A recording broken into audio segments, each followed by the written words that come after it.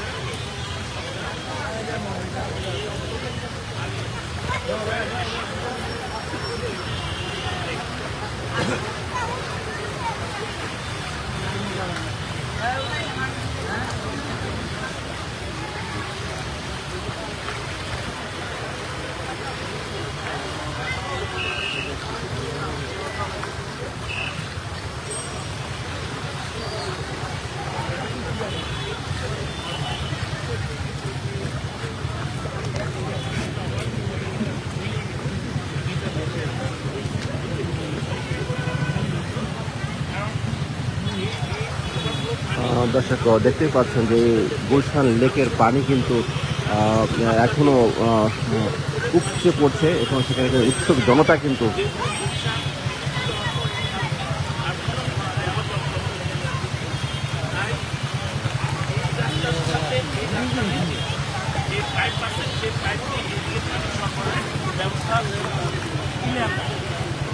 ছোট এটার মাঝখানে যদি কালভার্ট থাকে তাহলে এই রাস্তাটা বাংলার সম্ভাবনা ছিল। আমি আরেক প্রশাসন অ্যাকশন করবো ওয়াসাতে যখন অতিমাত্রা বৃষ্টি হয় তখন এই যে রামপুরা যে সুইচ গেটটা আছে এটা যেন খুলে দেয়। এই লেকের পানি এবং এই অঞ্চলের পানি রামপুরা বনশ্রীর যে লেক মেরাদিয়া এটা হলো বালু নদীতে সাথে সংযুক্ত এবং সুবাস্তব পাশে যে সুতিবোলা খাত এটার সাথে সম্পৃক্ত।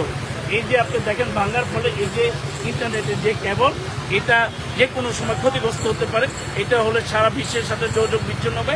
আর একটা জিনিস আমি আপনাকে বলি, ওয়েস্টিন হোটেলের যে বিদ্যুতের পাওয়ার প্ল্যান্টের লাইন এই রাস্তার উপর দিয়ে চলে গেছে। এটা প্রগতিশনী তার আর একটা নুরানি সাহেবের আর একটা প্লট আছে, সেখানে তার পাওয়ার প্ল্যান্টের জেনারেটর।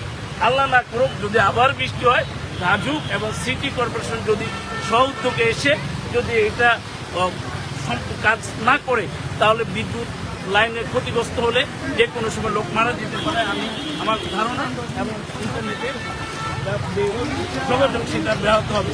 তাই আমি আরেকটু আপনার মাধ্যমে বলতে চাই যে সরকার আবার আপনার উন্নয়নের জন্য রাস্তার সম্প্রসারণ করতেছে, স্টোরেজ লাইন করতেছে, কিন্তু আমি আপনি কি করি? প্রকৃতি কিভাবে আজকে প্রতিশোধ নিল? সারা দেশের মানুষকে সচেতন হওয়া দরকার। আমাদের মধ্যে জনগণ কি করে? রাস্তাঘাটের উপর যেভাবে পারে দোকানপাট ব্যবসা বাণিজ্য চালিয়ে দেয়। এই যে ব্যবসা বাণিজ্য রাস্তার উপর যে পড়ে সেটা ময়লাটা ড্রেনেজে পড়ে। আর আমরা কি করি? কিছু মহল করে কি বাড়ির ছাদের থেকে বারান্দা থেকে ময়লাটা ফেলি। আমরা কক্ষে করে ইচ্ছাস করে রাস্তায় ফেলে দিই। এই যে এগুলা ফেলি, এগুলা কিন্তু আজকে ড্রেনে যায়, যার ফলে ড্রেন তার যে গতিতে পানি সরবরাহের কথা সেটা যেতে পারে না, যা যাওয়ার ফলে সেটা ওভারফ্লো হয়ে আবার প্রকৃতি আপনার আমার মাঝে ঘরের স্টোরেজ লাইন ঘরে ঢুকে গেছে।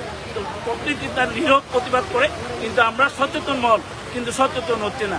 আমি প্রশাসকের রাজুকে দৃষ্টি আকর্ষণ করবো, গুলশান লেকটা যেন খনন করে আর এই লেকের দুই পারে যেন বল্লি গেড়ে দেয়, যাতে করে 10 তলা 15 তলা বাড়ির বিল্ডিং এর ক্ষতিগ্রস্ত না। যদি আজকে এটা ভাঙে গেছে, যদি লেকের পার ভেঙে যায়, এই যে 10 তলা 15 তলা বিল্ডিং এর ক্ষতি যদি হয়ে যায়, তো এই দায়ভারটা কে নিবে? আমি প্রশাসকের দৃষ্টি আকর্ষণ করি, এই দায়ভার যদি কোনো কারণে যদি বিল্ডিং ক্ষতিগ্রস্ত হয়ে যায়, রাজুক এবং সিটি কর্পোরেশন এই দায়ভার নিতে হবে। ধন্যবাদ।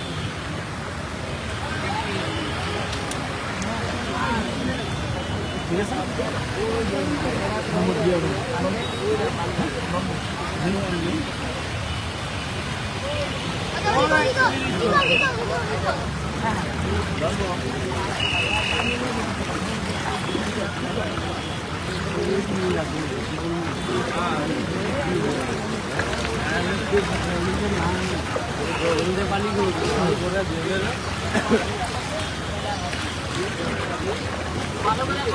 কারণ একদিনের বৃষ্টিতে এই অবস্থা হয়ে গেছে, একটানা 2-3 দিন বৃষ্টি হইলে তারও হবে। ঠিক আছে, একটু হাইওয়ে করে ওই যে ওখানে যে বোট চলে ওরকম লাইন করে দিবে, আর এটা গাড়ি একটু উঁচা করে ব্রিজ করে দিলে না।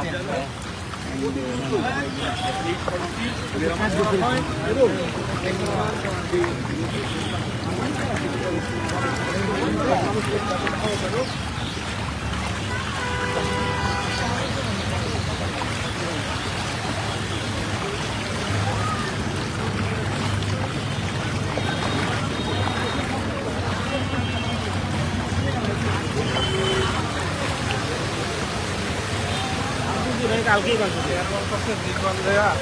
কোনো আর্থিক কোনো একটা সরকার পানি খাওয়ার নেই, পানি না বছরে তো মনে হয় একবার পানি পান করা নিয়ম করে।